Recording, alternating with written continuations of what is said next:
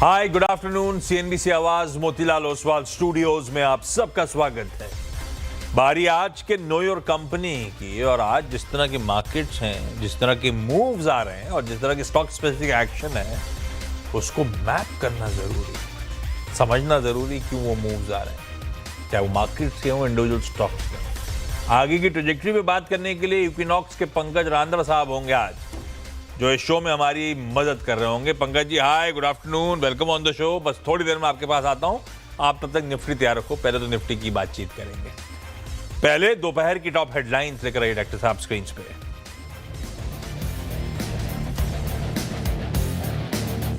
Actively engage. In fact, the next call on trade will occur tomorrow. Bharat में अमेरिकी राजदूत Sergio गौर का बड़ा बयान। भारत और अमेरिका के बीच कल से फिर शुरू होगी ट्रेड डील पर बातचीत। भारत यूएस की साझेदारी को आगे बढ़ाने पर 1-2 साल में भारत प्रेसिडेंट ट्रंप आएंगे। अमेरिकी राजदूत सर्जियो गौर के पॉजिटिव बयान से बाजार में शानदार रिकवरी। निफ्टी निचले स्तरों से 200 पॉइंट से ज्यादा सुधरकर हरे निशान में आया। बैंक निफ्टी भी नीचे से 500 पॉइंट सुधरा। आईसीआईसीआई बैंक, कोल इंडिया, एशियन पेंट्स और एचयूएल ने भरा जोश। इंडिया विक्स करीब 7% उछला। आज के बिग स्टॉक्स, चार्ट जीपीटीज पड़े सटीक। एनएसई के आईपीओ की खबर से दौड़ा बीएसई। वहीं गोल्ड सिल्वर में रिकॉर्ड तेजी से मुथूट फाइनेंस और हिंदुस्तान जिंक चमके। साथ ही अच्छे नतीजों से भागा डी मार्ट। उधर कमजोर अपडेट से सिग्नेचर ग्लोबल का शेयर टूटा। इधर चार्ट जीपीटी में मौजूद मजबूत चार्ट से चला एसबीआई और कमजोर चार्ट से सीजी पावर, गोदरेज प्रॉपर्टीज फिसले। रियल्टी शेयरों में आज तगड़ी बिकवाली। 1.5% से ज्यादा फिसला इंडेक्स। 2 से 3% फिसले डीएलएफ और प्रेस्टीज। फार्मा में 3% टूटे डिवीज लेबोरेटरीज और चुनिंदा मेटल, एफएमसीजी और चुनिंदा एनबीएफसीज में खरीदारी। चीन की ओर से कंपटीशन बढ़ने के अनुमान से बीएचईएल और हिताची एनर्जी में बिकवाली जारी। आज भी दोनों शेयर 3% टूटकर वायदा के टॉप लूजर्स में शामिल। रॉयटर्स के हवाले से चीनी पावर कंपनियों पर रोक हटने की आई थी खबर। पहले बिग स्टॉक में भी जताई थी शेयरों में डी रेटिंग की आशंका। और कमजोर नतीजों से तेजस नेटवर्क्स में 11% की तेज गिरावट। तिमाही में कंपनी मुनाफे से घाटे में आई। वहीं अच्छे नतीजों के चलते इरीडा भागा, शेयर वायदा के टॉप गेनर्स में शुमार।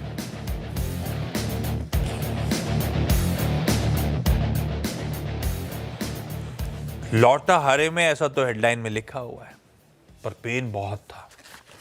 इंट्राडे निफ्टी लेकर आइए। क्या टसल है बुल्स और बियर्स के बीच में। पिछले 5 ट्रेडिंग सेशंस, पिछले पूरे हफ्ते हर दिन दबाव और बहुत प्रेशर बढ़ा था। थर्सडे और फ्राइडे आते आते तो बड़ा ओवरसोल्ड था। आज लौटे तो इस होप से थे कि बहुत एक्शन पैक्ड वीक है सामने खड़ा हुआ, ओवरसोल्ड मार्केट्स हैं, हो सकता है, और ग्लोब भी सपोर्टिव ही था, मिला जुला सा रुझान था, इन ग्रीन कामकाज था। हम भी शुरुआती टिक्स तो कह लीजिए फ्लैट ही थे हमारे, पर उसके बाद मूड माहौल वैसे ही जैसे पिछले हफ्ते था। खुलने के बाद बिकवाली का प्रेशर हावी हुआ। वो निफ्टी को 210 पॉइंट दबाव में ऑलमोस्ट 1% कमजोरी की तरफ ले गया। पिछले हफ्ते के प्रेशर के ऊपर ऐसा दबाव था। इंट्राडे में हम निफ्टी में 25,500 के नीचे चले गए थे, 450 तक के जोन, 473। कहाँ कुछ दिन पहले हम 26,375 के आसपास के हाईज जा रहे थे, और कहाँ 25,500 के नीचे आ गए कुछ ही दिनों में। पर 12 बजे के आसपास वो समय था जब यूएस के डेप्यूटेड इंडिया के राजदूत जो हैं, एम्बेसडर सर्जियो गौर, उन्होंने अपना कामकाज संभाला। उन्होंने एक अपनी इनॉग्रल कह लीजिए स्पीच दी। चैनल ने उस टाइम पे दिखाया भी आपको स्पीच, क्योंकि गौर साहब का आना हमारे लिए एक बहुत बड़ा सरदर्द यूएस इंडिया रिलेशंस हैं। क्योंकि उसमें रह रहे के अपडेट्स, रह रहे की खबरें आना, उन खबरों में एक वो हो गया था पिछले हफ्ते के एंड में आते आते कि रशिया के साथ जो डील कर रहा है, एक बिल पास हो रहा है, प्रेसिडेंट की अथॉरिटी होगी 500% टैरिफ लगाने की, ये सब मूड बिगाड़ने का काम था। गौर साहब आए, इंडिया यूएस रिलेशनशिप्स की अहमियत हाईलाइट करी, ठीक है, कोई भी नया एम्बेसडर आएगा किसी नई कंट्री में तो दोनों कंट्रीज के बीच के अच्छे रिलेशंस की बात ही कर रहा होगा, लेकिन बोलते बोलते आगे बढ़े तो लगा वाकई टोन टेनर पॉजिटिव है। फिर वो आए ट्रेड डील रिलेटेड बातों पे कि बातचीत दोनों देशों के बीच में चल रही है, और इनफैक्ट कल मंगलवार के दिन फिर से ट्रेड वार्ता की, ट्रेड टॉक्स की शुरुआत हो जाएगी। होप जागे, ओवरसोल्ड मार्केट था, उस होप्स में कवरिंग के स्ट्रॉन्ग मूव्स बने और एकदम से उनकी स्पीच के दौरान ही ऑलमोस्ट हरे में आए थे और इवेंचुअली हरे में आ ही गया निफ्टी, और अब तो 1/4% बढ़त के साथ निफ्टी ट्रेड कर रहा है। तो 210 पॉइंट नीचे, 55 पॉइंट ऊपर, 250 पॉइंट से ज्यादा की रिकवरी पकड़ लीजिए। निफ्टी बैंक और भी स्ट्रांग है, 1/3, वो वैसे भी पॉकेट स्ट्रांग है, ये चर्चा होती रही है, वो 1/3%, आधे % के आसपास उछाल के साथ कामकाज कर रही है। निफ्टी बैंक में असल में आईसीआईसी बैंक ने, आईसीआईसी बैंक का चार्ट हफ्ते भर का लेकर आई, एक दिन मामला डगमगाया आईसीआईसी बैंक का। अदरवाइज एचडीएफसी बैंक की जब पूरी सेलिंग के राउंड चल रहे थे, आईसीआईसी बैंक ने कमान संभाल रखी थी। एक दिन डिप आया था, उसके बाद फिर आईसीआईसी बैंक मजबूती के साथ खड़ा हुआ है। आईसीआईसी बैंक कमेंडेबल परफॉर्मेंस चल रही है ऑफ लेट। तो खैर, मार्केट्स वॉलेटाइल हैं, फ्रेजाइल है, ओवरसोल्ड थे, एक पॉजिटिव कमेंट्री ने मूड माहौल बदल दिया, और वो शॉर्ट कवरिंग थी क्योंकि ब्रेथ में कोई इंप्रूवमेंट नहीं है, जनरल मूड बिगड़ा ही हुआ है, मार्केट का बैरोमीटर खराब ही चल रहा है। एडवांस आपकी स्क्रीन पे 1:3 में बात कर रहा था सास बहू में, अब तो डाइजेस्ट करे हुए टाइम हो गया, 1:2.5 अभी भी है, यानी कि 2 बढ़ रहे हैं तो 5 स्टॉक गिरावट में। हाँ, थोड़ी बहुत लगी रही, इंप्रूव हुई है, लेकिन ब्रेथ अभी भी डिटोरिएटिंग है, अच्छी खासी डिटोरिएटिंग है। भाई, सेशन क्लोज कहाँ हो रहा है वो इंपॉर्टेंट होगा, और कल से बाकी और रिलेटेड डिटेल्स आनी चाहिए ट्रेड डॉस रिलेटेड, तो और थोड़ा सा कन्विक्शन बढ़ेगा। पर इस वॉलेटाइलिटी को कैसे इक्विनॉक्स ट्रेड कर रहा है, या गौर साहब के उस स्टेटमेंट में जो भी हो, माहौल बदल दिया, स्क्रीन हरी हरी दिखनी शुरू हो गई। एटलीस्ट इस बेहतर निफ्टी को कैसे अब ट्रेड करें, इन लेवल्स पे बाइंग बनती है, क्या कर रहा है इक्विनॉक्स, ये जानते हैं। रांदड़ साहब, गुड आफ्टरनून। निफ्टी 50 आपकी स्क्रीन पर है, क्या करना चाहिए भाई साहब, क्या कर रहे हो आप लोग निफ्टी 50 पे? Good afternoon Ashish ji, and good afternoon to all the viewers. Ashish ji, definitely breadth जो है वो अभी तक डिक्लाइन के ऊपर ही ज्यादा लग रही है, एक शॉर्ट कवरिंग जरूर देखने मिली है। मुझे लगता है कि 25,500 के नीचे निफ्टी नहीं आना चाहिए। गौरतलब ये होगा कि जो जियोपॉलिटिकल टेंशंस है और जो ट्रेड डील की वार्ता की बात चल रही है अभी, अगर वो कहीं रंग लाती है तो शायद मार्केट यहाँ से बढ़िया चलना शुरू हो जाए, लेकिन जब तक पूरी क्लैरिटी नहीं आती, मार्केट के अंदर मौके ढूंढने होंगे, और 25,500 का एक साइकोलॉजिकल सपोर्ट है, उसको मेंटेन करके चलना होगा। मुझे लगता है कि अगर कोई बड़ी डीप आती है मार्केट में तो डेफिनेटली एक बड़ी बाइंग की अपॉर्चुनिटी जरूर रहेगी वो, लेकिन ट्रेडिंग पॉइंट ऑफ व्यू से मुझे लगता है कि निफ्टी के अंदर कॉशियस व्यू लेकर चलना चाहिए। और जहां तक बात बैंक निफ्टी की है, मैं पहले से बहुत कॉन्फिडेंट हूँ बैंक निफ्टी के बारे में, और मुझे लगता है कि बार्गेनिंग पावर अभी भी बैंक निफ्टी में कंपैरेटिवली थोड़ी ज्यादा है। तो बैंक निफ्टी के अंदर कोई भी डिप आती है, एक स्टैंडर्ड डिप मिलती है यहाँ पे, तो एक्यूमुलेशन करके चलना चाहिए बैंक निफ्टी के अंदर। नहीं तो जब तक क्लैरिटी नहीं आती निफ्टी पे, हम किस चीज़ का इंतज़ार कर रहे हैं? एक क्या वो कहते हैं ना, इस तरह की इवेंट्स नियर टर्म बॉटम बना देते हैं, अभी टू अर्ली टू से, लेकिन एक मोटा मोटी रीजनेबल कंफर्मेशन टाइप होगा कि ये 475 के आसपास अब शायद रीटेस्ट करने ना जा रहे हो, ऐसा मानूं क्या? और आप कह रहे हो जब तक निफ्टी में क्लैरिटी नहीं आती, किस चीज़ का वेट कर रहे हो, किस लेवल के ऊपर जाने की बात कर रहे हो? हम वो 25,700 से 26,300 की रेंज में तो वापस आ गए, अब क्या इंतजार करना है हम लोग? आशीष जी देखिए, 25,600 के ऊपर 1,90,000 के करीब करीब पुट राइटर्स हैं यहाँ पे। अगर ये कन्विक्शन के साथ में चलेगा तो मुझे लगता है कि मार्केट के अंदर तेजी कंटिन्यू रह सकती है। अगर 25,600 अगर कहीं बाइसेक्ट होता है या पुट राइटर्स यहाँ पे ट्रैप होते हैं, तो मुझे लगता है एक बड़ी गिरावट के एक संकेत यहाँ से मिल सकते हैं। टोटल जो सारी चीज चल रही है वो यूएस और इंडिया की के ऊपर बातचीत है, उसके ऊपर निगाहें लगी हुई है। तो मुझे लगता है कि वो थोड़ा-सा एक कॉशियस पॉइंट बना हुआ है। तो आपके और पास इस बीच जियोपॉलिटिकल बड़ी खबर आ रही है डॉक्टर साहब, वो दिखाइए भाई, ये लीजिए। आज सुबह में कह रहा था, अब तक वो पूछा भी था, कंफर्मेशन नहीं आया। हम सब मान के चल रहे थे कि यूनियन बजट 2026 1 फरवरी को ही पेश होगा, बावजूद इसके कि वो एक रविवार है। लास्ट कैबिनेट की बैठक हुई थी, लक्ष्मण ने कहा था इस पे डेलिब्रेशन, इस पे बातचीत हो रही होगी, आउटकम नहीं आया था।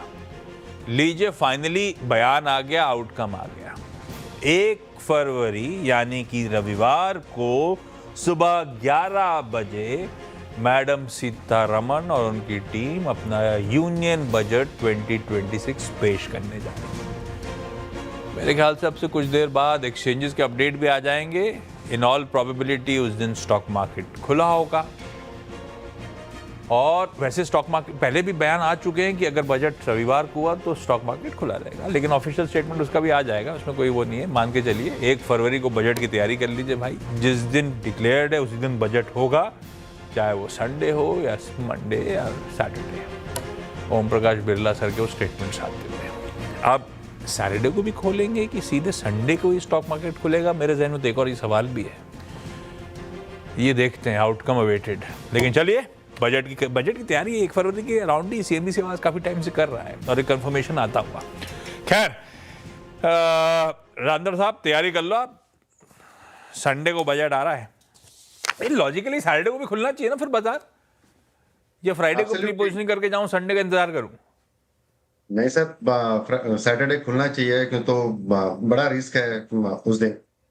हाँ चलिए, अनाउंसमेंट देखते हैं, इसमें अपन स्पेकुलेट नहीं करेंगे। लेकिन 1 फरवरी बजट कंफर्म हो गया, कंफर्मेशन स्क्रीन पे आता हुआ। खैर, निफ्टी पे इंतजार करेंगे। तगड़े जो राइटर्स का जोन है, एक बार उसको ब्रीच कर दे तो अंदर साहब कॉन्फिडेंट। लेकिन निफ्टी बैंक को लेकर ज्यादा कन्विक्शन राइट कर रहा है। निफ्टी बैंक में कोई भी डिप दरअसल बेहतरीन एक्यूमुलेशन के मौके होंगे। ये चैनल पे सुबह कई बार रोज सुबह चर्चा होती भी रही है और रांदर साहब भी कह रहे हैं इस पे स्ट्रेंथ नजर आती है। Nifty bank go to pocket हो सकता है। रांदर साहब के जो पिक्स हैं वो कुछ देर बाद लेकर आता हूं, पहले अपने स्टॉक्स पे जरा चर्चा करता हूं। रांदर साहब तैयार रखिएगा, 1-2 आइडियाज अपने। बढ़िया मूव्स बन रहे हैं। निफ्टी का टॉप गेनर है कोल इंडिया, 2.25% उछाल के साथ। आज इसका आम जो है ना, भारत कोकिंग कोल, आज क्या तारीख है, 12-13, कल वो कोकिंग कोल का आईपीओ बंद हो रहा होगा। सब्सक्रिप्शन अच्छा आ रहे हैं, कोल इंडिया इन ग्रीन कामकाज करता हो बढ़िया। और सुबह से ऐसा नहीं है कि गौर साहब की कमेंट्री के बाद इसने अपटेक दिखाया, तो इसने उससे पहले ही तेजी तूल पकड़ ली थी स्टॉक में। दूसरा आईसीआईसीआई बैंक, जिसकी अभी मैंने चर्चा करी थी। रांदर साहब, निफ्टी बैंक या आईसीआईसीआई बैंक, कन्विक्शन ज्यादा कहां आ रहा है? तो देखिए, आईसीआईसीआई बैंक की बदौलत निफ्टी बैंक के अंदर कन्विक्शन आ रहा है। तो मेरा जो ट्रेड डेफिनेटली जो रहेगा वो आईसीआईसीआई बैंक के साथ में ही रहेगा सचिन। ठीक बात। हिंदुस्तान जिंक दिखाइए जरा स्क्रीन पर डॉक्टर साहब। रांदर साहब चार्ट खोलिएगा। हिंदुस्तान जिंक 3.5% फिर मजबूती के साथ almost near days high trade करता हुआ। क्योंकि एक बार चांदी दिखाइएगा इंटरनेशनल वाली, क्योंकि मैं उसको ज्यादा मैप करता हूं। हमने छोड़ा था फ्राइडे को $78 के नीचे, चांदी वहां से 84 प्लस पे आ गई, आज सुबह 83 पे थी। यानी कि आज भी खुलने के बाद और तेजी तूल पकड़े चली जा रही है चांदी में, और यही हिंदुस्तान जिंक फैक्टर इन करने की कोशिश कर रहा है। हिंदुस्तान जिंक के लिए चांदी बहुत इंपॉर्टेंट। चांदी इसके लिए माइन करना जीरो कॉस्ट धंधा है, क्योंकि ये जो लेड और जिंक माइन करते हैं तो साथ में चांदी निकल आती है। इनकी चांदी हो जा रही है आजकल उसके चलते, क्योंकि चांदी के भाव फट रहे हैं। तो ऑलमोस्ट जितनी तेजी आती है ये पूरा रियलाइजेशन के तौर पे पर्कुलेट कर जाती है। इसीलिए चांदी इनके इबीटा में 1/3 से आधा 50% कंट्रीब्यूट करती है, 1/3 से आधे के बीच में। इस तरह से चांदी की इंपॉर्टेंस है, वॉल्यूम्स में नहीं, लेकिन इबीटा पे, प्रॉफिटेबिलिटी पे, रियलाइजेशन पे चांदी का इंपैक्ट प्रोफाउंड है। इसलिए जब चांदी तूल पकड़ती है, हिंदुस्तान जिंक चमकने लगता है। रांदर साहब, बहुत वोलेटाइल होता है। अब चांदी या तो मैप करो, और चांदी होती है अपने आप में जानी जाती है अपनी वोलेटाइलिटी के लिए। हिंदुस्तान जिंक पे क्या ट्रेड ले रहे हो? पोजिशनली ले लिया जाएगा? जी, डेफ़िनेटली आशीष जी देखिए आपने डॉलर टर्म्स में बात करी और जब ये खुल जाता है 6 से 9 बजे के दरमियान ही पूरी वोलेटिलिटी हो जाती है और चाँदी जब हम लोगों के यहाँ एमसीएक्स में खुलती है तो करीब-करीब 3-4% के अपटिक के साथ में ही खुलती है तो थोड़ा देखने वाला मामला होता है और चाँदी ये मतलब 100% माइन नहीं की जाती है, 80-85% के आसपास तो बाय प्रोडक्ट से ही निकलती है और 10-15% के आसपास माइनिंग होती है। तो ये हिंजिंग जैसे स्टॉक्स है ये डेफिनेटली एक बड़ा प्लेयर साबित हो सकता है। पिछले काफी दिनों से जैसे मेटल्स के अंदर रैली देखने मिली तो सारे मेटल स्टॉक्स भी बहुत जबरदस्त दौड़ पड़े थे। तो मुझे लगता है कि हिंजिंग के अंदर अभी भी पोटेंशियल है। अगर पोजिशनल पॉइंट ऑफ व्यू से अगर आप देखते हैं इसको 625-627 की रेंज में डेफिनेटली इसको खरीदारी करके चल सकते हैं। मुझे लगता है कि नो वंडर अगर ये 800 रुपए तक के भाव जो है ये क्वार्टर में अगर दे दे तो कोई ताज्जुब वाली बात नहीं होगी। True that. चांदी डेविल्स मेटल कहा जाता है, इतनी वोलेटाइल होती है। खैर, हिंदुस्तान जिंक, चांदी और सोना चमक रहे हैं, उसका फायदा इधर भी मिल रहा है। वैसे मणप्पुरम को मिल रहा है, मणप्पुरम में बाद में बात कर लूंगा। बीएससी लिमिटेड लेकर आइए। ऑफ लेट करेक्शन के बाद अच्छे मूव आज बन रहे हैं। कमजोर बाजार में ये भी 3-4% ऊपर डटा खड़ा हुआ है और ये भी पहले ही चल गया था, जैसे कोल इंडिया चल रहा था। ऐसा नहीं किसी स्टेटमेंट का इंतजार कर रहा हो, इसके पीछे रीजंस हैं। सबसे बड़ा तो कि एनएससी का शायद आईपीओ आने की तैयारी हो रही है इस साल, उसकी क्लैरिटी आती हुई अब धीरे धीरे करके एक एक करके खबरें आती जाएंगी तो ये सब हरकत में आएंगे, कैपिटल मार्केट रिलेटेड स्टॉक्स। ऊपर से चेयरमैन साहब का वो बयान ये कहते हुए कि अब डेटा को स्टडी कर रहे हैं, फिलहाल तो कोई और स्टेप वायदा में वो क्या सख्ती के इस समय तो ऐसे कोई लेने का मन नहीं है, वो भी अपने आप में पॉजिटिव है। रांदर साहब, बीएससी लिमिटेड क्या करा जाए? अभी एनएससी का पता नहीं कब लिस्ट होगा, कब लेने को मिलेगा, अभी तो टाइम है। तब तक बीएससी की तेजी को एंजॉय करें क्या? और करें तो कैसे करें? जी, डेफ़िनेटली देखिए तेज़ी तो इसके अंदर होनी है। काफ़ी प्रोमिनेंट स्टॉक है और मुझे लगता है कि कोई भी अगर एक डीप मार्केट के अंदर बीएससी के अंदर देखने मिलती है तो उसमें एक स्टैगर्ड वे से इन्वेस्टमेंट ज़रूर रखनी चाहिए। मुझे लगता है कि बीएससी अगर इस भाव पे भी अगर देखते हैं तो डेफ़िनेटली उसको खरीदा जा सकता है। ऊपरी लेवल पर मुझे लगता है बहुत शॉर्ट टर्म में जो टारगेट्स है ₹2850 तक के यहाँ पे देखने मिल सकते हैं आशीष जी। 2850 के ट्रेडिंग टारगेट्स के लिए अभी तो बीएससी स्वीट स्पॉट में नजर आता है। ब्रेक ले रहा हूं, ब्रेक के उस पार रांदर साहब, ये तो अभी जो हरकत में स्टॉक्स थे उनकी चर्चा कर रहा था। कमाई के फ्रेश यहां पे कहां नजर आ रहे हैं, वो रांदर साहब से जानेंगे ब्रेक के उस पार। ब्रेक लंबी थी, रांदर साहब ने इसका मतलब कुछ बढ़िया और भी बढ़िया ढूंढा होगा अपने लिए। रांदर साहब, इस समय की बढ़िया सी पिक कौन सी? जी, आशीष जी हिंदुस्तान एरोनॉटिक्स के ऊपर नजरें हैं। एक छोटी बॉडी बड़ा शैडो यहाँ पे देखने मिला है तो क्लासिकल फॉर्मेशन दिख रहा है यहाँ पे हैमर का और आरएसआई पॉजिटिव डाइवर्जन के साथ में है तो 4510 के आसपास इसमें खरीदारी की सलाह रहेगी। 4480 का एक स्टॉप लॉस यहाँ पे मेंटेन करके चलना है। 4560 और 4590 तक के टारगेट्स यहाँ पर देखने मिल सकते हैं और मेटल स्पेस के अंदर जेएसडब्ल्यू स्टील के फ्यूचर्स के ऊपर खरीदारी की सलाह रहेगी। कंटिन्यू हायर हाइज देखने मिल रहा है यहाँ पे लोअर टाइम फ्रेम के ऊपर, तो मुझे लग रहा है कि ये मोमेंटम कंटिन्यू रहना चाहिए। 1180 की रेंज में इसमें खरीदारी की सलाह रहेगी। 1165 का एक स्टॉप लॉस यहाँ पे मेंटेन करना है। 1210 और 1230 तक के टारगेट्स यहाँ पर देखने मिल सकते हैं आशीष जी। छोटी बॉडी बड़ा शैडो हिंदुस्तान एरोनॉटिक्स में दिखाई पड़ता है और जेएसडब्ल्यू स्टील तो खैर सास बहू की भी एक पिक थी। रडार पे रखिए दोनों स्टॉक्स। रांदर साहब, थैंक यू। इस नोट पर आज के शो में इतना ही। ब्रेक के उस पार कमाई का अड्डा। नमस्कार।